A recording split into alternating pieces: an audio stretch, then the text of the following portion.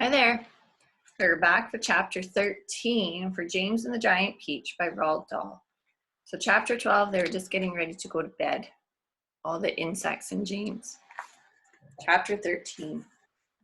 A few minutes later, Miss Spider had made the first bed. It was hanging from the ceiling, suspended by a rope of threads at either end, so that actually it looked more like a hammock than a bed. But it was a magnificent affair, and that stuff that it was made of shimmered like silk in the pale light. "I do hope you'll find it comfortable," Miss Spider said to the old green grasshopper. "I made it as soft and silky as I possibly could. I spun it with gossamer. That's a much better quality thread than the one I use for my own web." "Thank you so much, my dear lady," the old green grasshopper said, climbing into the hammock. "Oh, this is just what I needed. Good night. Good night." Then Miss Spider spun the next hammock, and the ladybird got in. After that, she spun a long one for the centipede and an even longer one for the earthworm. "And how do you like your bed?" she said to James when it came to his turn. "Hard or soft?" "I like it soft, thank you very much," James answered. "For goodness sake, stop staring around the room and get on with my boots," the centipede said. "You and I are never going to get any sleep at this rate. And kindly line them up neatly in pairs as you take them off. Don't just throw them over your shoulder." James worked away frantically on the centipede's boots. Each one had laces that had to be untied and loosened before it could be pulled off. And to make matters worse, all the laces were tied up in the most terrible, complicated knots that had to be unpicked with fingernails. It was just awful. It took about 2 hours. And by the time James had pulled off the last boot of all and had lined them up in a row on the floor, 21 pairs altogether, the centipede was fast asleep. "Wake up, centipede," whispered James, giving him a gentle dig in the stomach. "It's time for bed."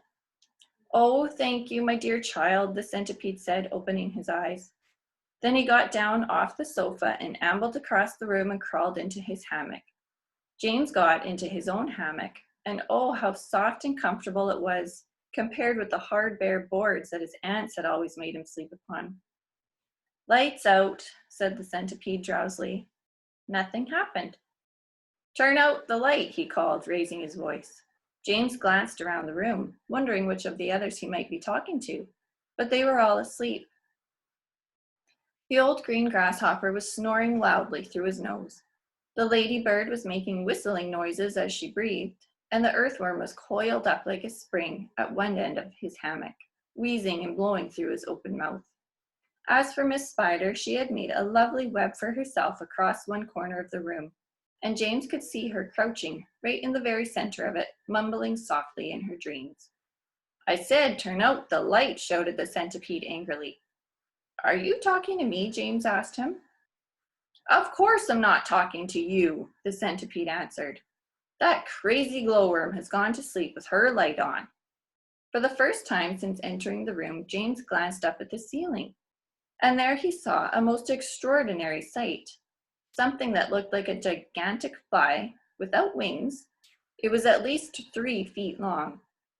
It was standing upside down upon its 6 legs in the middle of the ceiling, and the tail end of this creature seemed to be literally on fire. A brilliant greenish light, as bright as the brightest electric bulb, was shining out of its tail and lighting up the whole room. "Is that a glowworm?" asked James, staring at the light. "It doesn't look like a worm of any sort to me." "Of course it's a glowworm," the centipede answered. "At least that's what she calls herself. Although actually you are quite right. She isn't really a worm at all. Glowworms are never worms. They are simply lady fireflies without wings.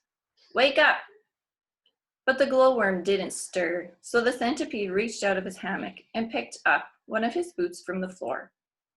"Put out that light," he shouted, hurling the boot up at the ceiling. The glowworm slowly opened one eye and stared at the centipede. "There is no need to be rude," she said coldly. "All in good time." "Come on, come on, come on, come on," shouted the centipede, "or I'll put it out for you." "Oh, hello, James," the glowworm said, looking down and giving James a little wave and a smile. I didn't see you come in. Welcome, my dear boy, welcome. And good night. Then click, out went the light. James Henry Trotter lay there in the darkness with his eyes wide open, listening to the strange sleeping noises that the creatures were making all around him, and wondering what on earth was going to happen to him in the morning. Already he was beginning to like his new friends very much. They were not nearly as terrible as they looked. In fact, they weren't really terrible at all. They seemed extremely kind and helpful, in spite of all the shouting and arguing that went on between them. Good night, old green grasshopper, he whispered. Good night, ladybird. Good night, Miss Spider.